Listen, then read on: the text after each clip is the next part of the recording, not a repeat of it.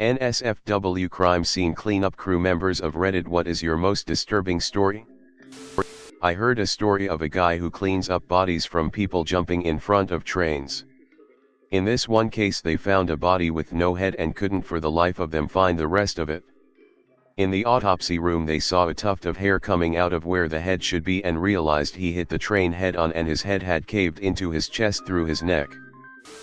Not a cleanup crew but attend the scenes. An old gentleman had died in the bath. The top half of his body was all swollen and puffy, whereas his legs and lower torso and almost melted away. Essentially created a horrendous soup/casserole mix in the bath. The coroners had to sift through the bath to find his liver, which had come out. During the post-mortem autopsy, his testicles were so swollen they had to prick them just to drain out all the liquid. I just hate the smell, it seems to stick on your clothes. You come back into the office and everyone can smell it on you. Not my experience, but a friend of the family who was a first responder. A teenage couple, boy and girl, were driving upwards of 100 miles per hour down a country road in Wisconsin at night. The male was driving and was wearing a seat belt. The female was the passenger and was not wearing a seat belt. The driver lost control and slammed into a tree. Our friend arrived first on the scene and found the teenage female had been thrown through the windshield and was in many pieces in the branches of the tree. The teenage male driver, who was seat belted in, was found nearly completely decapitated from his head to his body, with only a strip of neck flesh keeping his head attached. He had been driving so fast that the impact caused his seat belt across his chest to nearly slice his head from his body. Edit, for those asking, this would have happened in the early 2000s in southeast Wisconsin, Kenosha or Walworth County. This was not the wreck that happened in 2013 that many of you have asked about. My dad's friend is a cop who works a rural area and loves to tell my dad about the fucked up stuff he's come across. One of them being the time he was sent to a call of a large group of people crying and coughing in an apartment. He gets there and it's a large group of family members there cleaning up the shotgun suicide of a relative. That's when I learned that it's sometimes up to the family of the departed to clean up after the death, and it's not always people in hazmat suits. Interning with a forensics unit. First real crime scene. Guy found out his boyfriend was cheating on him and flew into a jealous rage. Stabbed the guy to death with the handle of a frying pan. Chased him through the house and finished him off in the bathtub, where he stabbed him an estimated 200 additional times. His head was a ruin of pulp and bone shards. The guy I was working with tasked me with digging bits of skull from the drain with tweezers. To start off, this isn't my job, but I can tell you for absolute certainty, I wouldn't ever do it. My best friend and I just happened to be lucky enough to grow up together. When we were 18 we were both about to go our separate ways. I was joining the Marines, he was attending university, however right before my ship date he surprised me by dropping out, and coming along. I wish he never had. When we got out we both seemed okay, he was his usual self, we both had hard times and confided in each other, but other than that, totally normal. One day he begged me to go see a movie with him, The Last Witch Hunter to be exact. We were both snobs for our boy Vinny D. The next morning he made us and his father breakfast, walked out to his truck, and put a hollow .45 through his head. After the paramedics left, one of which was my current stepfather, it was now put onto someone to clean his truck. I have seen human brains before, but I've never felt them. And I'll never forget it either. Exactly like Jello, some of it mixed with fragments of skull and blood splatter all over the right side of his truck. I'll never forget holding his empty head in my hands. It was harrowing. For this reason alone I could never do this job, as having personal experience is enough for me to respect those that do it. So my mom used to do cleanup for a certain teal and yellow cleaning company and was the only one certified to do hazmat. They did cleaning for the county sheriff's department, and the one that stuck with her was in the back of a cruiser. They had a meth head as they described him, but he was so tweaked out of his mind he kept rubbing his face back and forth across the dividing glass and managed to wear his face off from ear to ear. I got to see the pictures of it before cleanup, nearly 10 years ago, and it still haunts me to this day. Okay, not my story, but my former boss's. His wife is a mortician, and he does death scene cleanup on the side as a service of the funeral home. He said the worst thing he ever did was clean up after a homeless man snuck into an industrial building, climbed up to the top of a set of seldom used stairs and passed away. These stairs and the landings were just made up of metal grating. Maybe 2 weeks later, somebody notices the rancid smell, opens the door to the stairwell, and finds the remains of the man that had liquefied, and dripped down 4 stories of stairs. In Florida, bodies decompose real quick. We're talking a good stench within 48 to 72 hours. What no one's mentioned, I don't think, is that when you walk away from that smell, it doesn't matter because it's all you can smell for days. The smell gives me anxiety, so I end up wearing so much goddamn perfume just so I can try to smell anything else, and I always end up apologizing to my coworkers and / or arrestees for the remainder of the shift. Police detective here. In a rural area, a guy had passed away in his yard. In July. It was 8 days before someone found him. He was partially liquefied, there were flies everywhere, and the stench was quite nasty. The knowing where this fly were before they landed on your face did not help. Had to shovel him in the bag with gas masks. FYI, liquid people are quite toxic. I was a tow truck driver, and the worst are motorcycle accidents usually. I've seen some really messed up car accidents, but I've seen motorcycle accidents where the driver was spread out several dozen yards across pavement. Edit, my highest ever comment is about Pavement Burger. Nice. I'm not a crew member, but I got a story. A few years back I couldn't get a hold of my brother, so my stepmom and I drove out to make sure he was okay. He lived 2 hours from me and we haven't heard from him in 2 weeks. Not uncommon for him. He did do a lot of drugs and was a very solitaire guy. I crawled in a window and I didn't smell anything nasty, just smelled like a musty old house. Anyways, got the door open and we found him in his room. He was definitely a few weeks into decaying. He was very bloated and there was blood all over the room. I didn't initially see maggots, but from the report there was a ton in him that they mistook the bullet in his head for maggots on the x-ray. Uneasy face. We had to go back the next day to his house and I found his tooth in the closet door rails on the floor. Also, the house smelled horrible oddly after the body was removed. His hair was stuck to the carpet and a few maggots were on the floor.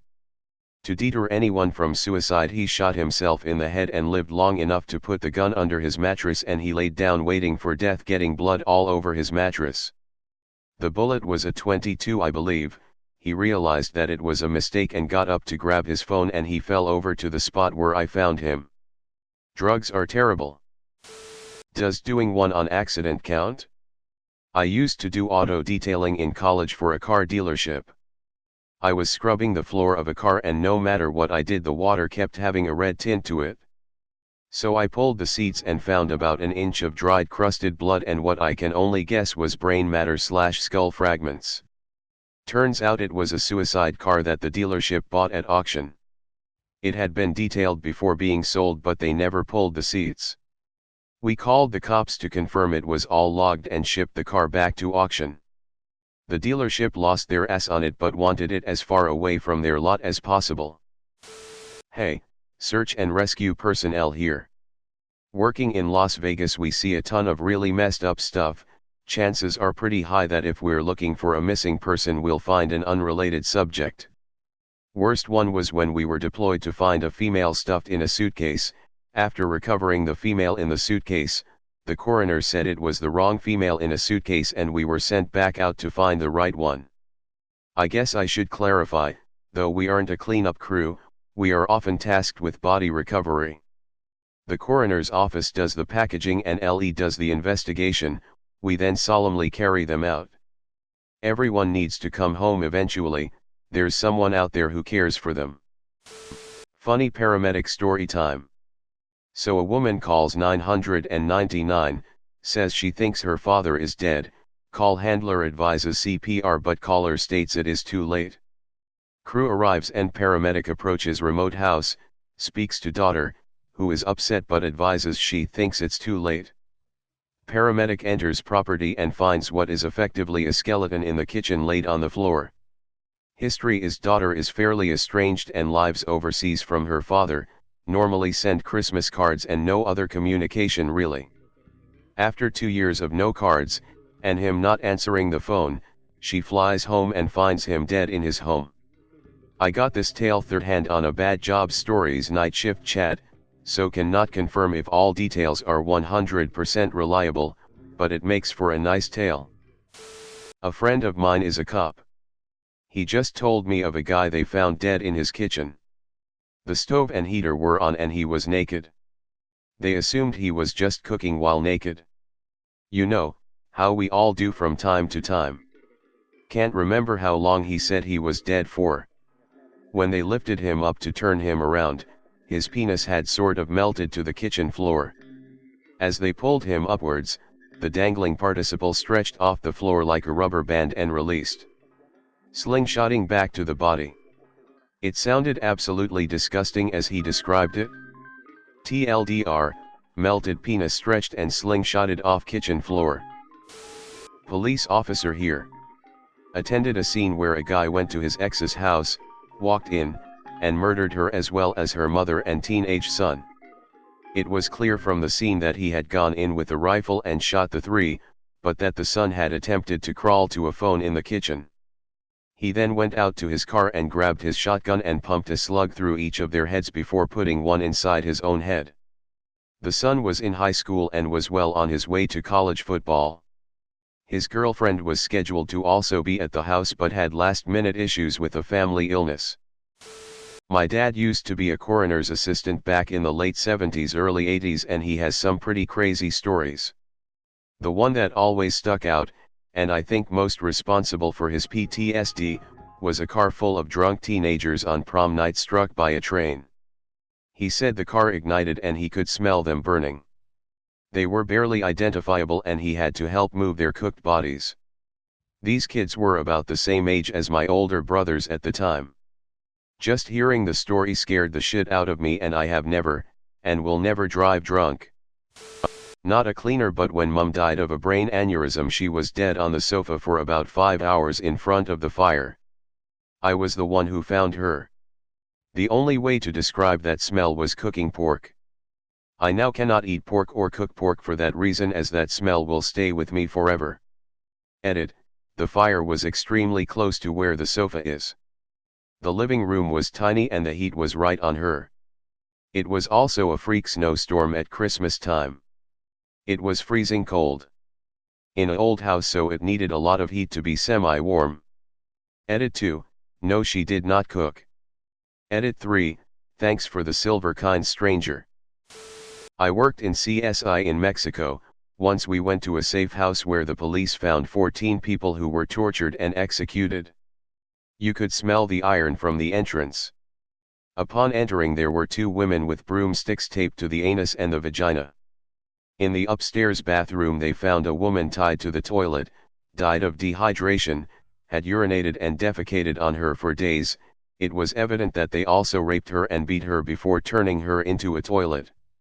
One of the rooms had 5 shackles on the wall and in the center a metal bucket with water. The 5 people died of hunger and from beatings. The sickest was in the backyard. In a warehouse without windows there were several bodies that had their faces and hands removed. It was like watching a horror movie, but that's the narco in these places, excuse my bad English. This is a third-hand account but basically goes like this. Forensic cleaner is cleaning up a murder kitchen in a big house. The police return to the property midway through the cleanup. They silently somehow alert her to the fact that the suspect is still on the property, then make a show of leaving again, but don't really. The cleaner calmly finishes off and leaves. The police find the guy in the air duct with the murder weapon. He had been watching the cleaner the whole time. I'm not a professional cleaner, but I have cleaned a murder scene before, unfortunately. My best friend was to beat to death with a baseball bat in his home. It's apparently pretty expensive to have these people come out and clean, and his parents didn't have it. Trying to do what we could to help out, a few of his friends got together to clean it. I don't have anything crazier to say that I haven't already about the scene. The entire experience was extremely surreal and not something I think about often. I'd say the craziest thing would have to be the weird places we'd find a speck of blood with seemingly no logical way for it to have gotten there. Logic, of course, had left that room before we got there. My job puts me in touch with coroners from time to time, so here are a couple of stories coroners have told me. A woman killed herself in her own home using a complicated homemade mechanical setup she engineered herself, which resulted in a lot of blood spattered everywhere. Bless this woman's good heart and careful planning, because when she was found they discovered she had laid out everything on masses of waterproof sheeting so the cleanup team had an easier task. Nothing to stain the walls or floor because absolutely everything was covered in these plastic sheets, they were even pinned to the walls. Another story of a suicide by drowning, where upon examining the body, a Ziploc bag was found tightly wrapped in a pocket with not only the suicide note but also £50 cash and a note to the Coast Guard to apologize for the unpleasant task he had caused them and please to enjoy a drink on him as the last nice thing he could do for someone. I'm not a crime scene cleanup crew, but I did have to clean up my father's brains and blood from the room he killed himself in. The people basically just didn't do a thorough job. There were red streaks down the hallway walls from the blood-soaked bed being taken out, and it's like they didn't have a ladder because the walls of the room were clean until nearly the roof, then you could see splatters. I found a piece of rotted, I'm pretty sure, brain stuck to the top of the curtain rails.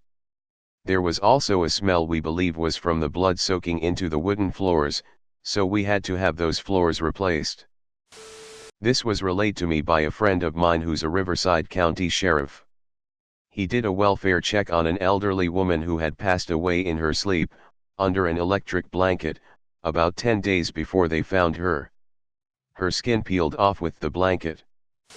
Not a crime scene cleanup, but volunteer, firefighter. Gotta wake up one morning, somewhere before 5 a.m., the sun wasn't even coming up yet, to hear my pager going off. The incident came through as bio washaway, something I'd never seen before. Reported location was the local train station. I turned up at my station, entirely curious and still bleary-eyed and half asleep. Spent the next hour and a half trudging through cold and wet dewy grass as the sun came up, revealing the fact that half the grass was actually stained bright red. Bits of brain, you could definitely recognize it, and bone everywhere. One of my colleagues found 4 bloody teeth. Paramedics carted off a body bag that definitely wasn't full enough to contain an entire body. At least half the time was spent flushing the area with water, and it took an unbelievably long time for the water to stop splashing up red. Turns out bio washaway means cleaning up biological waste. Said waste being the guy who threw himself under the last train for the night, and was distributed across some 50 or so meters of train tracks. I make no apologies for my wording. It wasn't the best way to start my day, and it's still pretty memorable now. The podcast The Cleaning of John Doe is very interesting. It's about a couple who cleans up crime scenes. Be careful though, BC, it's obviously disturbing material. My aunt died a few months ago in mid to late October. She wasn't found until Veterans Day on November 11th. She was using the bathroom when he believed she likely had a heart attack from effort. To which she tried running to the back door to get help. Along the way, relieving herself on the floor. She fell short about 15 feet from the door and dragged herself another 10. She lied there for 18-ish days before a neighbor called for a wellness check. My dad, who is a cop, and I got up there before they finished cleaning up everything. At this point she had decomposed just enough to become a part of the carpet. However, the scaring part was not the body in late-stage decomposition, not my dad's or my first time, but the remnants of her face which we could not scrub from the carpet.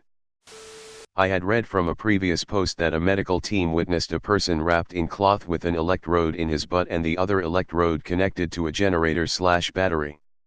The person was charred inside and his butt had melted and there was shit oozing out. I feel nauseous while typing this. The person was having some kind of kink play, but I guess the partner wanted him dead. My dad's friend used to work as ambulance medic and came across a motorcycle accident.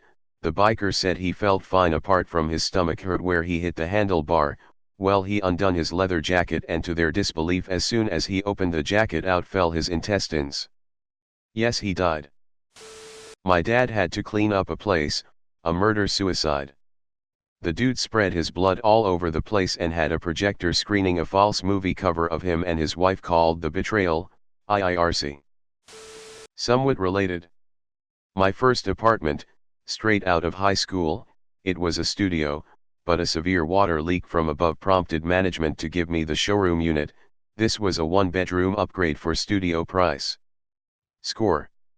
It wasn't until I had already lived there for 4 years and moved out that an ex-neighbor I knew told me about how that unit, prior to being a showroom unit, had someone die in there, body left unattended for 3 weeks.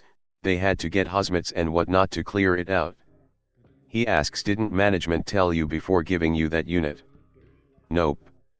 For what it's worth, had some good times at that pad. My dad used to attend suicides on the railway. People hit by trains at high speed.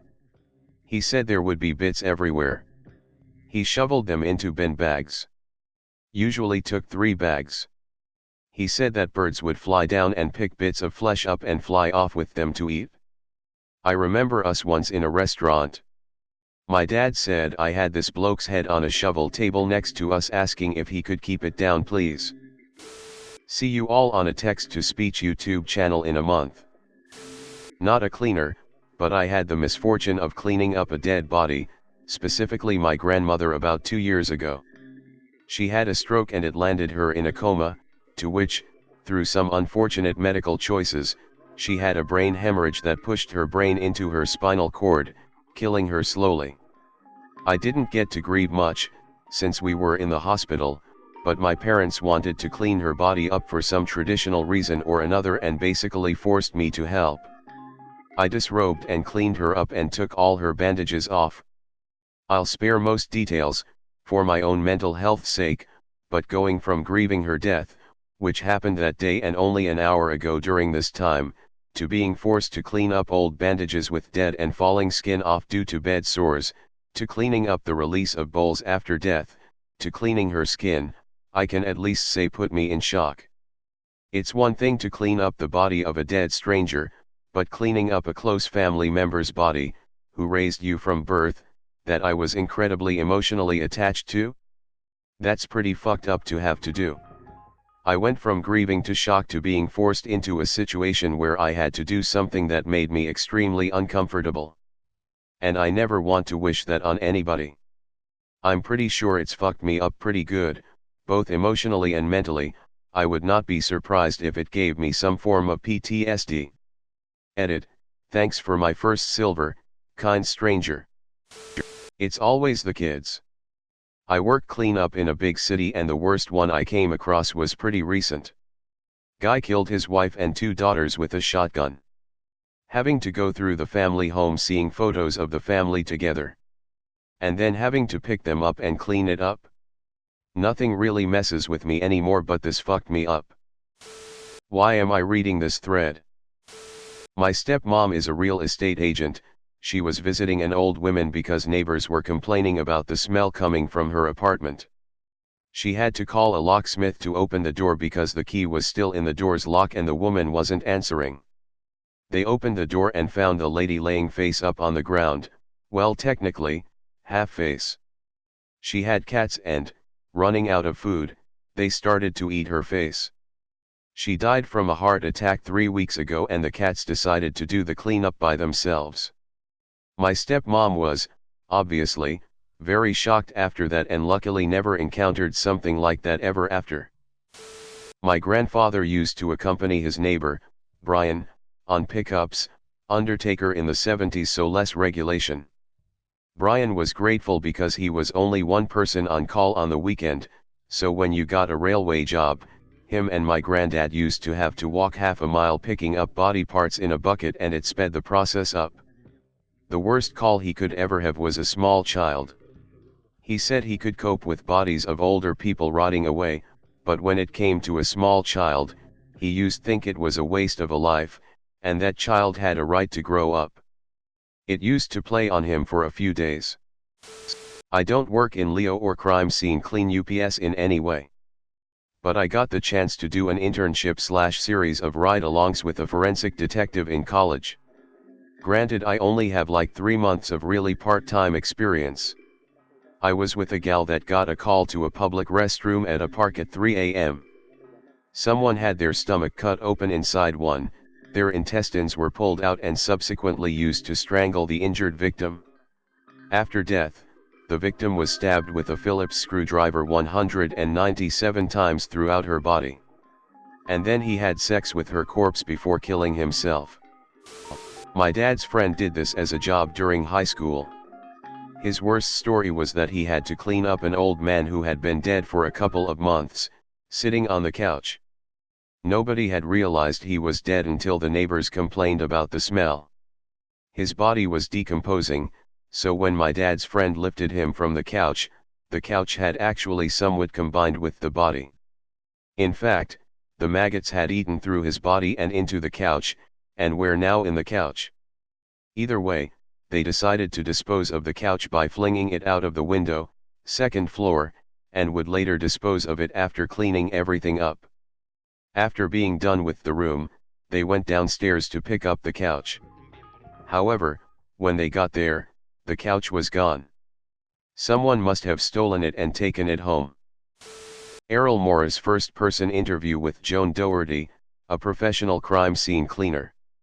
https://www.youtube.com/watch?v=T7R1-9 Not a cleanup crew but one of my profs, forensic entomologist, told us numerous stories on the cases she worked on. Not sure if this counts but definitely one that sticks out the most. Prof was driving from the campus and was stopped by a swarm of cops, on her way down from the university, looking for an assailant who was stabbing people as there was a student that was found with multiple stab wounds. Turns out it was a student that didn't want to take an exam, so he stuck a knife and attached it to a tree and repeatedly backed himself in it, so he had multiple stab wounds all over his torso. Student survived BTW. This is a very NSFW story. And I will leave out some specifics that are too disturbing to describe or mention. I work in maintenance on the railway, so I have been called out to too many accidents and suicides in my career. None of them are pretty, but this one stuck with me for a while. It was so bad the cleanup crew couldn't do a good job and needed our help. A man stood down from the platform in a remote station that trains would occasionally travel through at 100 miles per hour. Under this platform was a chicken wire fence to prevent people or animals getting under the platform.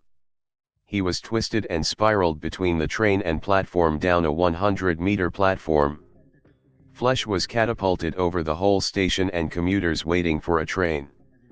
The hardest part of helping the cleanup was the fence under the platform. I don't think there wasn't one chain link in that wire fence that didn't have some form of body part or flesh on it we had to assist cleaning up. The smell was revolting. Unfortunately, taking the fence off wasn't an option apparently. To make the story even more sad, he called the police and told them he just got diagnosed with an aggressive cancer. Apologies if anyone is upset by this story. Had to remove a guy from a house that had died 4 days earlier. Guy was fairly obese and looked like Captain Kangaroo. It took 4 of us to pick the guy and place him in the body bag. I had his right arm. When I lifted the outermost layer of skin with the hair sloughed down to his wrist so it looked like he was wearing a hair bracelet. My partner on his left leg had the leg pop with all the fluid that had pooled in his lower extremities. Good times, we'll never forget the smell upon arrival. My mom doesn't talk about it much, but she went to the store with my sister who was 11 months old at the time, and my dad killed himself by swallowing his entire bottle of antidepressant pills. A lot got caught in his throat, so instead of just ODing he ended up choking on pills and then dying choking on his vomit in their bed. I was born 2 months later. My mom said she wanted to break down but had us 2 kids to live for, so she just kept carrying on and cried during the nights for a long time. R/I bleach if you need it. A story about my friend's workmate. He used to work in the civil defense force and was called up to a domestic abuse scene, where the girl was killed. At the scene, he asks his superior where the girl's hair was. His superior simply replied, "Her hair is downstairs, you can go and find it." The man had ripped out the hair with the scalp off the girl's head. A friend is a paramedic in the southern US and said his worst was a morbidly obese man that died on the toilet and wasn't found for a while. The skin sloughed off into a gelatinous goo mixed with shit and fell into the spaces between the sink and the shower. I don't clean them for a living but had to clean a few apartments when my uncle managed an apartment complex. We had one tenant OD on heroin. He sat there for roughly 3 weeks before anyone noticed the smell. They took his body and left it to us to clean up. The dude vomited on the ceiling. There were little dry droplets of vomit all over the ceiling right above where he died, and to top it off he basically liquefied and left a puddle of gut juices on the concrete foundation underneath the carpet.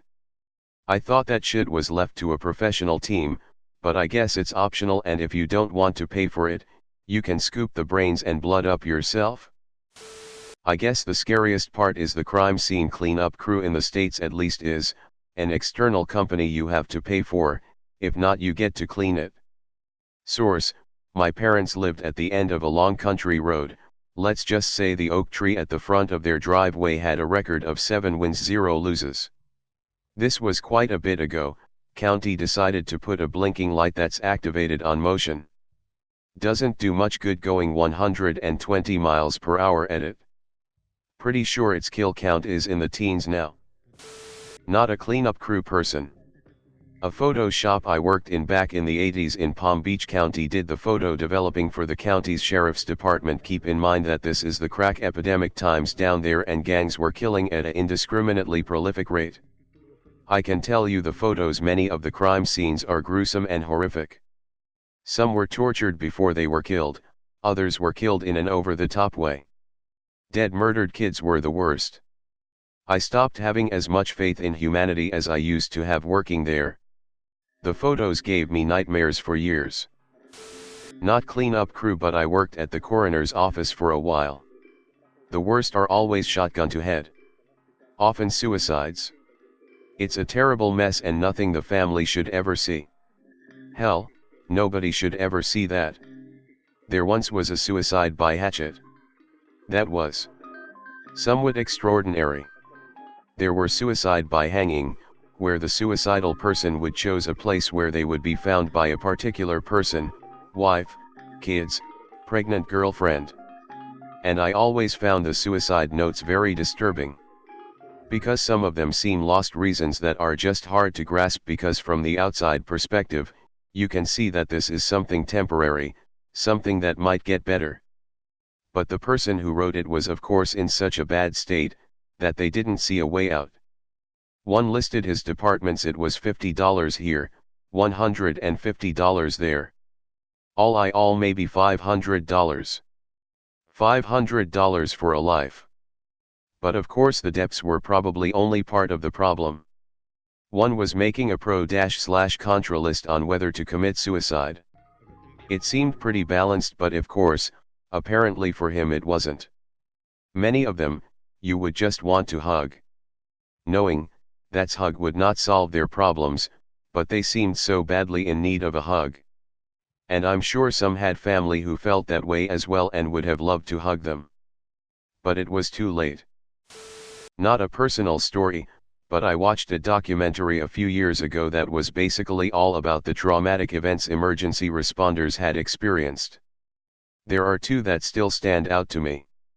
The first was from a couple that was joyriding in their convertible on a windy road and somehow ended up flipping their car, which skidded down the road. Their heads were pretty much shaved off. One of the responders described the blood trail as if someone had used one of those crappy pencil erasers that leave tons of residue and dragged it across the road. The other one was from responders that were on the scene after Mount St. Helens erupted. Many Many people were unable to escape and ended up being covered in hot ash. When it came time to collect their bodies, they had pretty much been turned into cooked meat mush that had to be shoveled out bit by bit. Also, when they were getting ready to leave, one of the responders saw his crew member whistling while doing a slow, comical walk towards their helicopter. The guy was swinging something around one of his fingers like a pocket watch, but as he got closer he realized he was twirling someone's eyeball around his finger by the optic nerve. You guys should watch Crime Scene Cleaners on YouTube. It's pretty interesting. https://www.youtube.com/channel/UCV6YCRT6JXAEFS5DFZ5JG. I used to work for a company that did the cleanups for those from like age 17 to 19. One time we had one at a nice house in the middle of the desert, and it had been raided by the FBI and they had tear gassed the whole place, primarily what we were cleaning up. About halfway into the job I had to go number 2 and knew I had cleaned out the first story bathroom already. Turns out you need to clean the surface of whatever tear gas has touched maybe 3 to 5 times before the residue is actually gone. I didn't know this at the time, so I sat right down onto the toilet, and not even 10 seconds later my ass, my thighs, my boys, became an inferno. I was screaming and ran out of the house with my pants down to the hose outside. And to this day, 6 years later, my buddies I worked with then still bring it up when we have a beer. Have a friend whose dad used it work for National Rail. His job was to do the cleanup when someone jumped onto the tracks so the public wouldn't find the bits and pieces. Apparently they would find stuff like a hand a good 100 yards or so from the track. Nothing to do with the cleanup, thank God. But 30-odd years ago I worked in the finance department in a hospital in England. An ambulance team turned up with a carrier bag. Now it wasn't unusual if someone had died en route to hospital for them to bring us the possessions of the deceased, and we'd look after them until next of kin was notified. All of it would just go into the safe, no problem. However, they were wearing gloves and holding it at arm's length. When I asked WTF was in the bag, turned out a guy had killed himself over August bank holiday weekend in his car. He'd ended up in there for 5 days, no one noticed him, and in the heat he'd melted into the seat. However, for some weird reason he'd put about £5,000 in cash under the seat, I guess for his family, and of course his melting body had contaminated it. We got the mortuary team to come and biohazard bag it. But you could still smell it. We had a really old safe that was hardly ever used, so shoved it in there. Phoned the Bank of England and explained.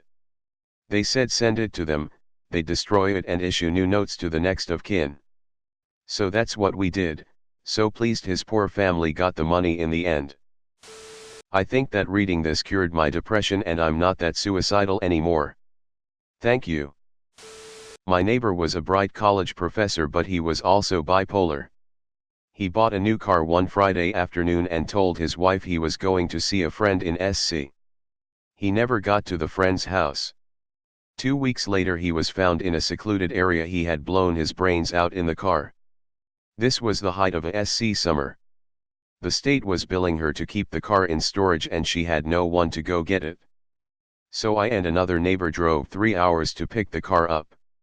I cannot describe the foulness of the smell, but the car was covered in blood and small body parts. We used Vicks under our noses and got car back to her hometown. I don't think she ever saw the car once, which was good. Obligatory not cleanup crew, but did some work on a council property after a person had been deceased in there unknown for a month or so. Go in and there's a few guys working there already, all too willing to regale the story to me and show me where they had to basically cut him out of the floor, upstairs flat, wooden floor. Reason they'd been dye covered is because they started leaking into the property below. But the most striking bit was that the floor in rooms that hadn't yet been addressed was literally carpeted with dead flies a couple of thick, and, being that my area of work was in one of those rooms, got to enjoy the experience of walking over them. Crunchy. My dad was a forensic collision investigator, CSI for fatal or near fatal car crashes essentially. One crash he attended was a motorcyclist speeding over a hill, hit the side of a lorry that was pulling out, went straight under the trailer. Dad found the helmet on the side of the road a few meters down, the rider's decapitated head still inside. The one that really messed with him was a car that had flipped onto a live rail line and set on fire. He was actually one of the first there, and when they got there they couldn't access the car because of the heat and the rail line still being live. They realized though that the kids inside were still alive at that point. Tried all they could but couldn't get near. Never saw him get too bothered by his work, but that one got to him. Think the kids were a similar age to me and my sister. Had a friend who did that, and one time he found a baby in a microwave. Yes, a baby in a microwave. As someone studying to be a forensic scientist and hopefully go into crime scene investigation, we've seen a fair share of gruesome deaths in our lectures.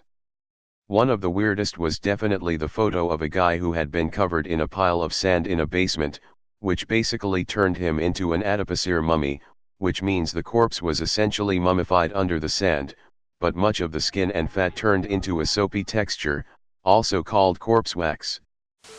Went to a one-under person that's jumped in front of a train. Intestines stretched for 100 yards, random organs and hands and feet detached. Rib cage still attached to the front of the train. The worst part was her skull exploded on impact and sprayed people standing on the platform. At least it was instant, I suppose. I worked for special cleaning services. I was asked to clean suicide scene. We later found out he overdosed on pills. Since they were still at the apartment. The body was already removed from the apartment already and taken to mortician. Nothing special, right?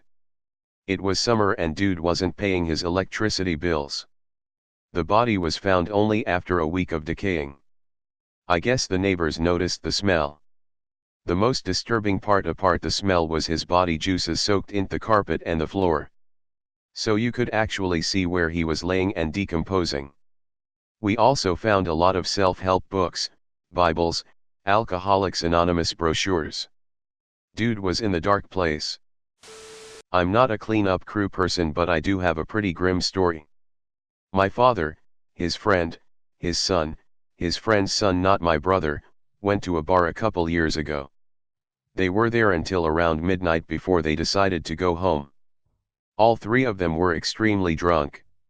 So my father's friend's son, call him John, went back to his cottage.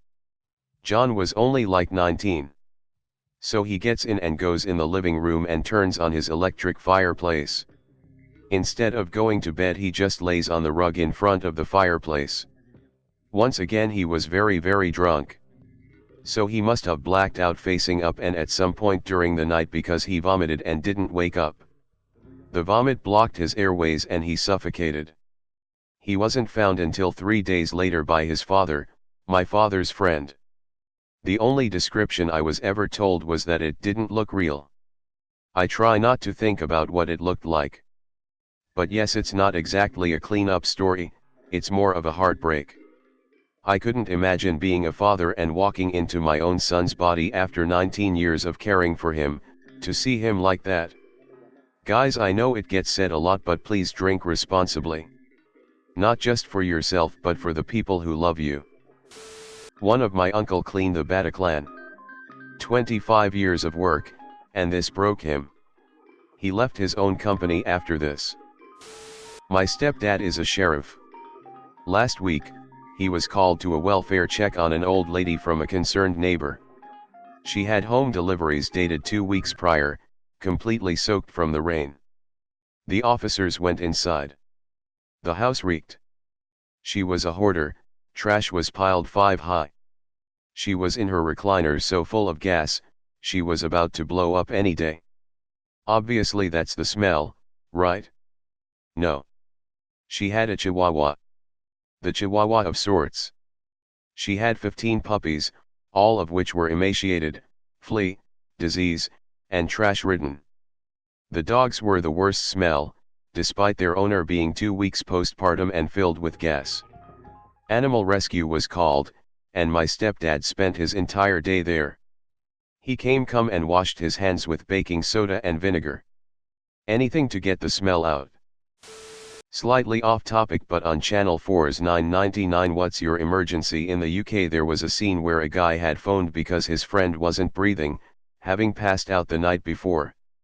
Young and somewhat green to the job call handler tells him how to do CPR, keeps asking him if he's breathing, nothing. Guy on the phone eventually says, yeah, every time I press down on his chest there's blood coming out of his eyes and ears. Turned out he was doing CPR on a body that had been dead for 12 hours and rigor mortis had begun. Grim. My uncle was cleaning up a mob murder scene on a large boat in the downtown of a large Canadian city I will not name. 8 dead, chests ripped open, several with heads cut off. He said this was symbolic to the culture of the mob involved, organized crime and all that. Anyway, they are moving a body and my uncle's phone falls into a guy's guts. Long story short. Phone goes off, ringtone is Staying Alive by the Bee Gees. Everyone laughs, ignores the PTSD and disassociates through comedy. He tells the story every Thanksgiving. Really helps my appetite. My friend got to help clean up this monstrosity. https://kitchener.ctv news.ca/mobile/dog-owner-in-kitchener-apartment-1.35237880. Boyfriend goes to girlfriend's apartment with his dog. Boyfriend has a seizure, epilepsy. Dog freaks out. Dog goes for seizuring throat. There was much spraying and oh so much blood. Then dog traveled through the apartment covered in said blood in a massively panicked dog rage, and pawed everything. Walls, windows, carpet, floors, you name it. Continued going back to the body and then pacing, picking up more blood. Eventually, Humane Society managed to take dog. Afterwards, dog was euthanized. But here is the worst part.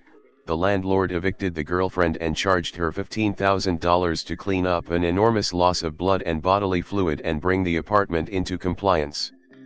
The kicker? They didn't use professionals to clean it. My friend and other residents helped clean up the worst of it and the rest of the mess was thrown out into the regular garbage when they renovated the unit. Vile. Obligatory. This wasn't me. Trigger warning, cruelty to animals. Worst I've ever heard of was the cleanup from an Airbnb that was misused. Apparently it looked like an ordinary orgy at first. God-awful smells, disgusting stains, etc., the sort of thing that ruins your week but doesn't leave permanent scars. Until the cleaners realized there was a smell that couldn't be explained as sex smells. The smell of rotting animals. The sick fucks had stuck 2 mattresses together after putting a cat between them. Then they had the orgy on top of this bed, with everyone involved contributing to crushing the cat to death. As an officer, I went to a hoarder's house who hadn't been seen in days. After seeing flies in the window and smelling a stench, I knew I had to make entry to a dead body. Little did I know, I'd be spending the next several hours in a hothouse offloading piles of newspapers and debris he collected to board himself in. And I mean literally. From the floor to the ceiling there was a maze of a small walkway where the body was found. He made a seat of newspapers where he sat, had opened cans of beans he ate the last few days of his life, a radio that was blasting, and a small walkway to the bathroom. He must have moved an entire wall of debris to entirely close himself in. I was drenched in sweat, it was a hot summer day, and I had to wear a gas mask because the smell would nearly make you pass out. The body was the liquid remains of a very large man. Oh, and there was a cat. After offloading nearly a half-ton of debris to get to the body for the coroner, I had to put it all back and lock it up for biohazard purposes. I'm sure it probably had to get demolished. I went home after that. I was probably there most of the entire shift with no lunch break. Not that I'd use one. My father worked in biohazard cleaning for 15 years, so I actually have heard some crazy stories. One of the most memorable stories was in late summer in the southeast US. Temperatures over 90°F every day and crazy high humidity. A homeless man had found a nice sleeping spot in the back of an unlocked tractor trailer. It happened to be full of lots of packing scraps, broken down and ripped up cardboard boxes, a nice dry comfy place to sleep. Well, this man expired and was not discovered for months. He had closed the door behind him, so most of the stench and bugs went unnoticed. When bodies are well protected from the elements, but in high temperatures like a closed metal box in the sweltering southern heat, they will begin to swell and inflate. This man popped and then was essentially liquefied. The human soup was then absorbed by all the cardboard. I feel bad for the poor soul that first opened the door to that trailer. I can only imagine the stench that smacked him in the face. The stories are endless, but the regular murder, suicide, and vehicle deaths become a standard day. It's really the crazy circumstance and locations that make for the wild memories. Another quick bonus was a person that committed suicide on the balcony of a high-rise apartment. Rained down blood on the 15 or so balconies and windows below. That's days worth of work in a cherry picker, scrubbing every drop of blood off of the side of a building. Not eligible to reply as I'm not in that profession. But I'd just like to vote for those super obese people who get fused to their couches. I saw a whole documentary on it. The moisture and heat literally causes their flesh and the molecules of the couch to intermingle to the point where the couch is a part of this person's body, and ripping them away will kill them. Kind of like a turtle shell. Super horrific, but fascinating. Not me, but a friend that thought he wanted to be an EMT. He was 17 back in the late 1980s and he went on a ride along in an ambulance. They got called to a trailer park in response to a welfare check of an older woman. They found the woman and an unknown man passed away in the bedroom in the missionary position, fused together. It had been some time that they expired. Apparently the man, who was larger than the woman, died during sex and she couldn't get him off of her and she suffocated. Well, it was their job to transport the bodies to the coroner's office and had to get them into body bags. They didn't have one large enough to transport both in the same bag, so they asked the cop who was outside to come and help separate the two, but he said no, not my responsibility or something like that. So he, as a 17-year-old kid, and the one other EMT had to separate the two corpses, put them in the body bags and took them where they needed. He is now a designer, CAD/fabricator in a welding shop. Not me, but a few years ago at my college, one of my friends that lived on campus was walking to the library around 6 a.m. to work on some stuff for finals, as they were coming up the following week. He heard a really loud sound, as if someone had dropped something really heavy. About a block later, he came across a student that had jumped off of the 6-story parking garage directly onto a concrete walkway below. He called the police, of course, but unfortunately there were quite a few other students that had to walk by and witness the scene before police and paramedics could arrive. Maybe disturbing in another sense of the word, but my uncle's a paramedic at a fire department. I've heard this story almost every year around Christmas. It never gets old. So the fire department gets a call to a house for an unresponsive man and my uncle's on call. They get there in time to find about a 400-pound guy laying in bed naked. They check him out and pronounce him dead on the spot. They're now, however, in a bit of a predicament, as this guy is 400 pounds and they have to move him out of there. So my uncle, along with about 7 other guys they had to call, get enlisted to help carry this guy out. Now, this is where things get a little complicated. They managed to get him on a stretcher, but due to the fact this guy was in an upstairs bedroom, they couldn't just roll him out of there. Some sort of complications with the hallways too. I'm not entirely sure, but anyway, they had to carry him down the stairs. As they're on their way down the stairs, my uncle is positioned right at this dead guy's midpoint. Schlack. Mr. Dead Guy's big ol' schlong pops out from under the sheet they had over him and smacks my uncle right in the face. This dude was dead and still had a hard on. My uncle just so happened to get caught in the strike zone. Anyway, they all start laughing. Respectably. As the wife of the man was still present. Anyway, It's still one of the funniest stories I've heard from my uncle to this day. When I was in 6th grade, there was an accident right in front of my school. The roads were right next to our school's fence. A car had collided with a truck carrying metal rebars. The rods went through the car's windshield and through the driver's head. There was a pool of reddish and sloppy mess under the car. My mom picked me up from the school later and upon hearing the story, decided to cheer me up with an ice cream. She got me strawberry sundae. Thanks, Mom. Same leaking story. A friend of mine about 6 years ago, took some painkillers and downed couple of beers. 2 weeks later downstairs neighbor complained about the smell and the juices coming into her flat. PD came and found the bloated body. South Florida June heat did its job. I had an auto repair shop between two tow companies who both had contracts for evidence holds. Whenever the car/truck/motorcycle was involved in a fatality they would hold them. This is in the San Francisco Bay Area, so they got them on a pretty regular basis. One time a brand new Camaro SS comes in, 5 to 6 years ago, and the driver's side window was shot out. Someone walked up to the car and shoots the driver and passenger. Both died. The car was only bought a week before. Normally a dealer can pick up a car in impound even if the driver lost it for 30 days. But in this case the police wouldn't give them the release.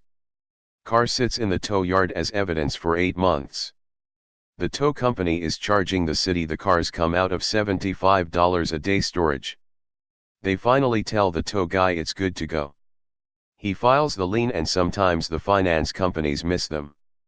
They did in this case and the tow company takes ownership. They put in new seats, replace the door panel, the 3 bullets messed up, replace the window and detail the hell out of the car. They sold it and made a killing between the new Camaro SS and the storage fees. Inside the car was gruesome though. Blood and bits everywhere. A guy had an attic space in the ceiling of his bathroom. He was doing something up there, and somehow got trapped in a position where his legs were stuck, and the top half of his body was hanging out of the hole. He was stuck there long enough that he died, dangling like that. I'm not sure how long he was there, but it was long enough that all the stuff in his body, blood, guts etc. had all dropped and pooled down into his head/chest, forming a giant sack of human gloop. Police were called for a welfare check, and they couldn't enter the bathroom because the guy's body was blocking the door from opening. So instead of removing the door, they decided to use some kind of ram to smash the door open. So they smash the door, and whilst doing so they also smash the guy, who explodes all over the place. I'm not a cleanup guy, by the way, thank God. I was a firefighter and heard this story second-hand from a colleague. My mom rents out a guest house on her property. Just last week her renter accidentally overdosed on cocaine, it seems, but the coroner hasn't confirmed yet. He probably died Saturday night and was found on Wednesday. The AC was on, but we live in Florida. His cat was sitting on the bed with him the whole time. No, the cat did not eat him, but he was traumatized. I asked the police if we could take him for now and they gave him to us and I gave him a bath. Then, they removed the body. My mom and I went into the guest house to take the mattress out to the garbage, but when I entered the room, I had to tell my mom to go back to her house and not to look at the room. There was blood soaked through the mattress pad and the police had left blood and other fluid-soaked sheets and blankets in 2 of the corners, as well as their gloves. I am sure this is not the worst scene ever, but the worst, and only, death scene I've ever had to clean up. As a side note, I got pulled over for speeding on the way to my mom's house and told the cop that pulled me over there is a dead body sitting in my mom's house. His response was, I'm just here because you were speeding. I wasn't thinking about it at the time, but maybe he should have questioned me about the body situation a little more. A bit late to the party and not my story, but I remember being around 12 and hearing and reading the story of my dad's ex-wife. She killed her boyfriend by stabbing him almost 40 times, skinning him, like an animal, and boiling his head. Left the body hanging up by a meat hook. Apparently the trail of blood and stench, mixed with the boiling head was beyond unforgettable. Veteran cops and crew said it was by far the most fucked up thing they'd ever seen. I believe some retired after that. My dad got to see crime photos and he was pretty terrified. As a kid it was incredibly disturbing to read that and hear about it. Not really a cleanup, but my bro is a cop and has a story about a boy that couldn't enter his house. When they got him inside, they discovered that his mom had hung herself in the attic. Seems pretty disturbing to me. There was also a drunk dude that was going to jump off his roof. A police officer yelled at him that he wouldn't dare, to discourage him, but he did it anyway. Thank you for watching the video. Welcome to Reddit Wisdom. Here you will learn the wisdom of the crowd, the wisdom of Reddit. Please consider subscribing for more Reddit wisdom.